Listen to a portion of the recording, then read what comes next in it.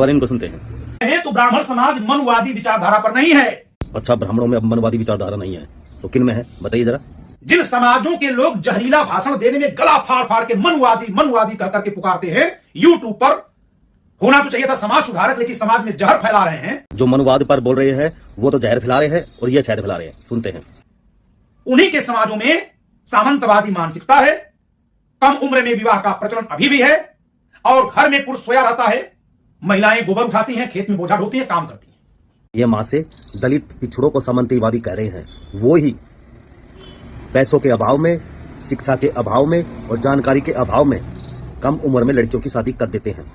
ये इनके लिए सामंतवादी है, देख लो। सभा की अध्यक्ष रही हैं, लेकिन उनकी संततियां भी उतनी ही आरक्षण की हकदार हैं, उतनी ही वो अनुसूचित जाति में हैं जितने गांव में कहीं कोई मजदूरी करने वाला अछूत। समानता कोई नहीं है सिवाय जन्म की। जन्म आधारित व्यवस्था जिसको हम मनवाद कह करके कोस रहे हैं, वो यहां स्वीकार की गई है। क्या यह मनवाद नहीं है? यदि ये मनवाद है तो ये मनवाद है कि नहीं है? उसी का तो त्रिपाठी जी बिल्कुल सठिया गए हो, आपके पिछले वीडियो से ये मैच नहीं करता। आपकी विचारधारा में खोट है, कहीं कुछ कहते हो कहीं कुछ कहते हो। अब संविधान को ही जातिवादी कह दिया। वाह त्रिपाठी जी वाह, कमाल कर दिया आपने तो। आप अकल के अंधे हो या दुनिया को अकल का अंधा समझते हो? ये देखो, पुलिस विभाग और अफसरशाही में जातिगत भेदभाव कितना गहरा, इसे गौर से पढ़ लेना, ठीक है। यूपी पुलिस में सिपाही दलित दूल्हे को दबंगों ने घोड़ी चढ़ने से रोका। ये देखो, इससे भी ऊंचा पद होता है क्या? और ये हरकत करने वाली एक अपाहिज महिला है। जब अपाहिज ऊपर से महिला में इतना जातिवाद भरा है तो औरों की तो बात ही छोड़ो। और सुनते हैं। तो मनवादी कौन? ये जो अपनी पार्टियां बना बना करके सर्वकालिक अध्यक्ष बनकर के बैठ गए, उनको कोई हक है कि वो दूसरे समाज को मनवादी कह दे? त्रिपाठी को बहुत ज्यादा जलन हुई है। और सुनते हैं।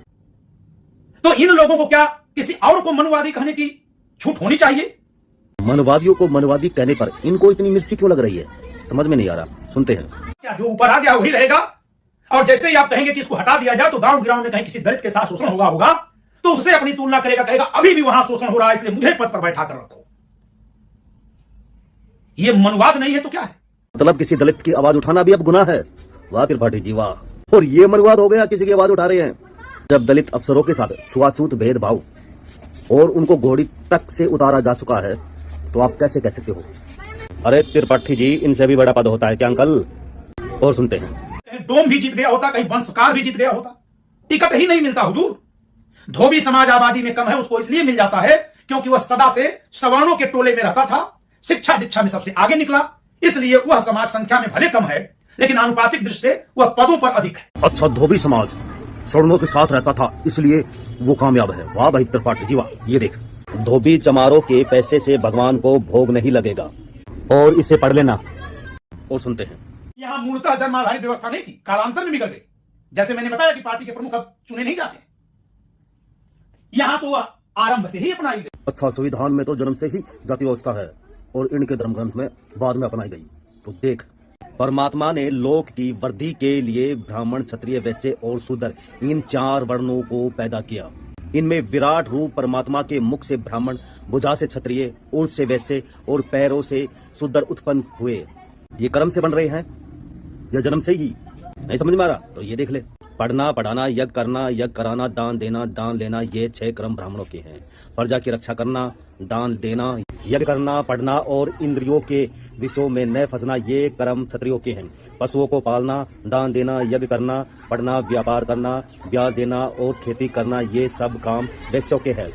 परमात्मा ने शूद्र का एक ही काम बतलाया है, ब्राह्मण, क्षत्रिय, वैश्य की भक्ति से सेवा करना।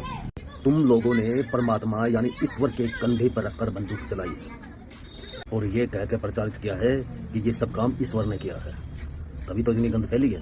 और सुनते हैं। वह कौन सी जाति है जिनमें मांस खाने को प्रतिबंधित माना गया है, या सबसे कम संख्या में ऐसे लोग हैं जो मांस खाते हैं? ब्राह्मण जाति। बताइए, तो ब्राह्मण से ज्यादा कौन बुद्ध का अनुयायी हुआ इस बिंदु पर कि मांस नहीं खाना है, मदिरा का सेवन नहीं करना है? अच्छा, ब्राह्मण सबसे कम मांस खाता है इसलिए बुद्ध का अनुयायी है। अच्छा, और सुनते हैं। वे कहते हैं कि बुद्ध के अनुयायी वो हैं, और हम जैसे लोग जो कभी 4, 5, 10 पीढ़ी से मांस भक्षण कभी नहीं करते हैं, ना सोचते हैं, हमारे बच्चे सोच पाते हैं, लेकिन हम बुद्ध के दुश्मन हैं। वाह, ये तो त्रिपाठी जी आप लोगों ने ही अपनी बुकों में लिखा है।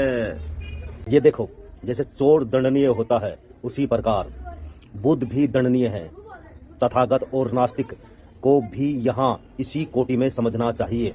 बुद्ध ही नहीं, तुमने तो नास्तिकों को भी नकारा है। ये तो तुमने रामायण में खुद लिखा है और दोष किसी और पे मंड रहे हो। और सुनते हैं, वह जातंकवाद के आधार पर है क्योंकि उनकी संख्या बहुत अधिक है। वो धमकी दे देंगे कि यूट्यूब पर आपको देखेंगे नहीं, आपकी व्यूअरशिप कम कर देंगे। यही जातंकवाद है। अरे तेरे फटी सटिया गया तू, बस इसे ही सठियानापना कहते हैं।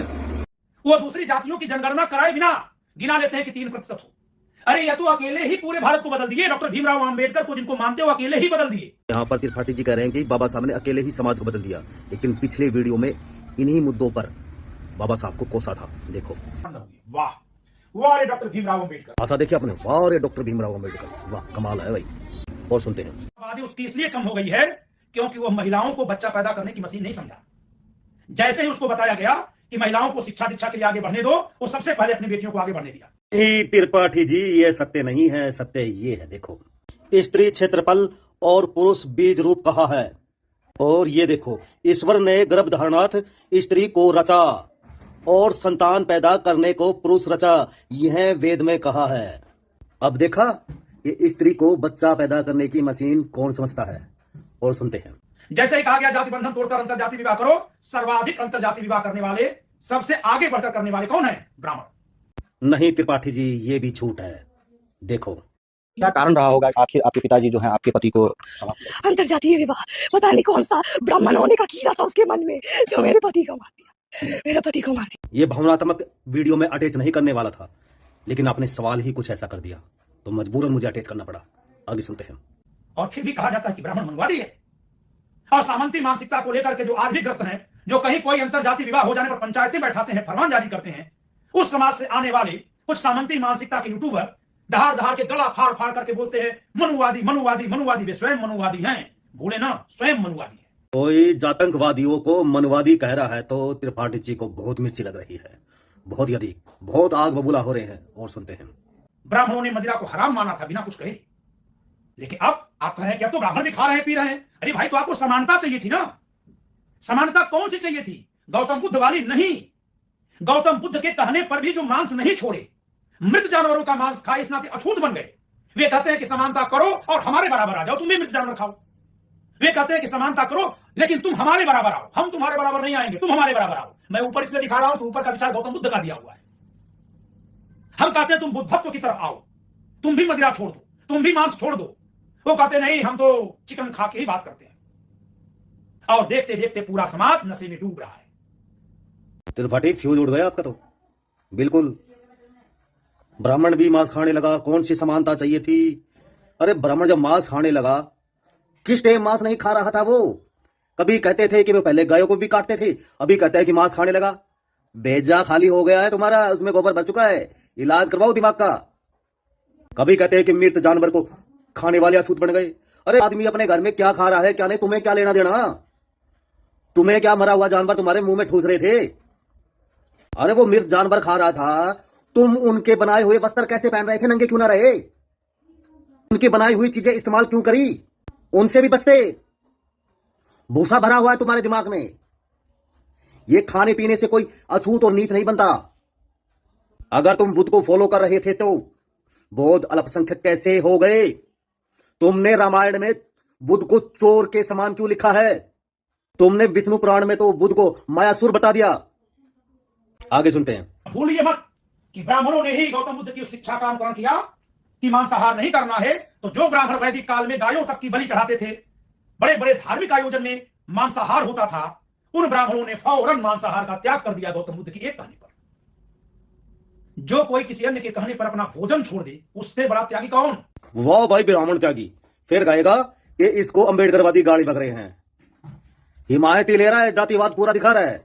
फिर कहता है कि मुझे जातिवादी मत समझो। मांसाहार त्याग दिया था, अब नहीं त्यागे तो तुम अछूत क्यों नहीं हो? कहो तुम भी अछूत हो, अब खाने लगे हो तो। और ये कह रहे हो कि हम नहीं खाते, तो देखो सबूत। ब्राह्मणों को मीट मछली खाना चाहिए कि नहीं? किसी को नहीं खाना चाहिए, ना ब्राह्मण, ना क्षत्रिय, ना वैश्य, ना शूद्र। मैं बिहार का रहने वाला हूँ, मिथिला क्षेत्र का। हमारे यहाँ का नियम है, परंपरा चली आ रही है, जो मुंडन जब होती है, बच्चे को मुंडन होती है, उसमें भी बकरा को बलि दिया जाता है। जनेऊ होती है, उसमें भी बकरा को बलि दिया जाता है। अरे राम राम, ब्राह्मणों के यहाँ? हाँ, ये तो बड़ा पाप कर रहे हैं। और तो और जब शादी होता है लड़का लड़की को, तो लड़की वाला से पहले गछवा लिया जाता है। जब सारे बाराती को अगर मीट नहीं खिलाओगे तो शादी नहीं होगा। अरे राम राम। कब सा तारीख है? ये तो कह रहा है कि परंपरा है।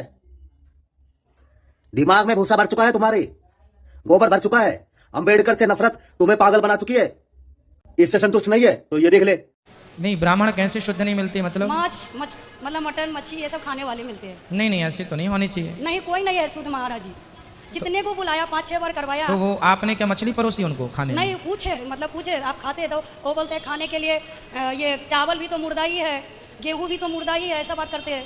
अच्छा जी, पंडित लोग ऐसा बोलते हैं? पंडित बोलते हैं ऐसा। आप पूजा। और मेरा प्रश्न है कि हमारे यहाँ के जो जितने ब्राह्मण है ना, सारे मांस मछली खाते हैं, तो उनसे पूजा फिर कैसे करवाएं? कहाँ पे? झारखंड। तो आप लोग समझाओ। आप भी खाते हो मांस? नहीं, हम नहीं खाते। तो उनको समझाओ क्यों खाते हैं। उन लोग नहीं छोड़ेंगे। तो जो ना खाते हैं उनको ढूंढो। कोई नहीं हमारे यहाँ, सारे खाते हैं। ऐसे कैसे हो सकता है ही नहीं। कुछ तो बाकी होंगे। हम लोग जितने देखे, हम लोग परिचित में जितने सारे खाते हैं। महिला बहुत बड़ी संख्या बता रही है मांस खाने वालों की। मतलब कोई नहीं है, बहुत बड़ी संख्या है। इससे संतुष्ट ना हो तो ये देख लो। ये बकरा के अलावा हम बकरी में हाथ नहीं लगाते, क्योंकि हम एक ब्राह्मण हैं, ब्राह्मण का बच्चा है हम, और बकरी में कभी हम हाथ नहीं लगाएंगे। और ये देवघर का प्योर मटन अच्छे है, जहाँ पे सब पंडा बाबा लोग भी खाते हैं, और मशहूर वहीं से हुआ है। और प्योर ये देसी घी में बनता है, बिना पानी का बनता है। ये बकरा के अलावा हम बकरी में हाथ नहीं लगाते, क्योंकि हम एक ब्राह्मण हैं, ब्राह्मण का बच्चा है हम, और बकरी में कभी हम हाथ नहीं लगाएंगे। और ये देवघर का प्योर मटन अच्छे है, जहाँ पे सब पंडा बाबा लोग भी खाते हैं, और मशहूर वहीं से हुआ है। और प्योर ये देसी घी में बनता है, बिना पानी का बनता है। ये एक ढाबे वाला है, ऊपर से ब्राह्मण है, और ये कह रहा है कि यहाँ पर पंडे लोग भी खाते हैं, यानी धर्मगुरु भी खाते हैं। कब छोड़ा तुमने मांस? कब शाकाहारी बने? जैसे तुम लोगों में शाकाहारी है, वैसे हमारे लोगों में शाकाहारी है। जैसे तुम लोगों में मांसाहारी है, हमारे लोगों में भी मांसाहारी है। सब लोगों में सब तरह के लोग हैं। तुम लोगों को मुसलमान भी शाकाहारी मिल जाएंगे। ये कहते हैं कि ब्राह्मणों ने मांस छोड़ दिया, ये खाते आ रहे हैं। ऐसा नहीं है। और सुनते हैं। सम्मान इस बुद्ध को इसी नाते मिला था क्योंकि इन्होंने जीवों पर दया की बात की थी। तुम बुद्ध की मूर्तियां खोजो, हम बुद्ध के विचार पर चले। मैं पागल हूँ। बुद्ध के रास्ते पे चलते हैं ब्राह्मण। बुद्ध के देश में बहुत अल्पसंख्यक हो गए और कहते हैं। इसे और सुनते हैं। बेटियां पढ़ लिख कर अपनी जीने की शर्त तय करती हैं, तो ये ब्राह्मणवादी लोग मनुस्मृति का उच्चारण करने लगते हैं और इनकी प्रज्ञा ठाकुर को याद आता है, ढोल गवार शूद्र पशु नारी कठिन ताड़ना के अधिकारी, और कहती है प्रज्ञा ठाकुर की बेटी अपनी मर्जी से शादी करे तो उसकी टांगे तोड़ दो। ये लोग उत्तराखंड में यूसीसी लाकर तमाम स्टेट्स में एंटी कन्वर्जन और लव जिहाद के नाम पे महिलाओं के राइट टू लाइफ पर रोजाना तार करते हैं। और जब बेटियां पढ़ने निकलती हैं तो बीएचयू से लेकर South Asian University, Pondicherry, Balasore, Mandsaur में उनका सीना दूभर करते हैं। और जब वो अपनी आवाज उठाती है तो ये इनकी पुलिस बैरिकेड और डंडे लिए तैयार रहती है। और ये वो लोग हैं जिनकी आदत है, उनकी फितरत है कि रेपिस्ट और सेक्सुअल असॉल्टर्स के लिए ये समर्थन में रैलियां निकालते हैं। हम नहीं बोलेंगे उन्नाव, हम नहीं बोलेंगे कटवा, हम नहीं बोलेंगे बिल्किस बानो का अपमान, और हम नहीं बोलेंगे कि हाथरस में तो तुमने पीड़िता की लाश तक नहीं छोड़ी। ये भी ब्राह्मण है जो ब्राह्मणवाद के खिलाफ खड़ी है। कहां खड़े हो त्रिपाठी जी? मनुवाद को गालियां बक रहे हैं, मनुवाद को गालियां बकी जाएगी। और सुनते हैं। कहते हैं कि तुम कोटा से आए हो तो तुमको बता दे, याद दिला दे कि ये जेएनयू है, यहाँ बाबा का राज नहीं, बाबा साहब का राज चलता है। और तुम्हारी मनुवादी ब्राह्मणवादी सोच को यहाँ रोजाना आग लगाई जाएगी। और तुमको बता दे, रिजर्वेशन किसी की खैरात से नहीं आया है, शोषित तबकों ने अपने हकों के लिए लड़कर छीना है। और तुम्हारी सोच, तुम्हारी विचारधारा इतिहास के कूड़ेदान में जगह रखती है। साथियों, ये जो हुकूमत है ये हिंदुस्तान की शख्सियत पर एक धब्बा है। जब आजादी के आंदोलन में भगत सिंह, बिस्मिल, अशफाकुल्लाह खान, चंद्रशेखर आजाद खून बहा रहे थे तो इनके सावरकर और गोलवारकर हिटलर जाकर सीख कर आए थे कि किस तरह से अंग्रेजों के खिलाफ संघर्ष को कमजोर किया जाए। और हिंदुस्तान की जनता में इन्होंने एक दुश्मन तलाशा। और फिर आजादी के आंदोलन के ये गद्दार जब दंगे का कारोबार कर सत्ता में आते हैं तो ये तो ब्राह्मण है, ये क्यों ब्राह्मणवाद मनुवाद के खिलाफ है? और सुनते इसे। अरे भाई, मुखपुत्र का मतलब क्या है? जो मुंह से कर्म करके भोजन ले रहे हैं वो मुखपुत्र हैं। हमारा जन्म हमारे माँ बाप ने दिया, लेकिन उसके बाद हम जो जी रहे हैं, जीवन यापन कर रहे हैं, आगे बढ़ते जा रहे हैं, जीवन चला रहे हैं, वो भोजन से चला रहे हैं। एक बार उन्होंने पैदा किया, फिर भोजन से चल रहा है, और ये भोजन जो दे रहा है उसके भी हम पुत्र हैं। त्रिपाठी जी लोगों को घुमाने के लिए अपने मन मुताबिक कोई भी व्याख्या कर लो, लेकिन असली व्याख्या ये है, देखो। परमात्मा ने लोक की वृद्धि के लिए ब्राह्मण, क्षत्रिय, वैश्य और शूद्र इन 4 वर्णों को पैदा किया। इनमें से विराट रूप परमात्मा के मुख से ब्राह्मण, भुजा से क्षत्रिय और उर से वैश्य और पैर से शूद्र उत्पन्न हुए। ईश्वर परमात्मा के कंधे पर चढ़कर तुमने यहाँ पर जातंकवाद फैलाया है, यहाँ जातिवाद फैलाया है। वैसे नहीं फैलता, किसी के कहने पर तुमने ईश्वर के कंधे पर बंदूक चलाई है, तब ये काम हुआ है। जय भीम।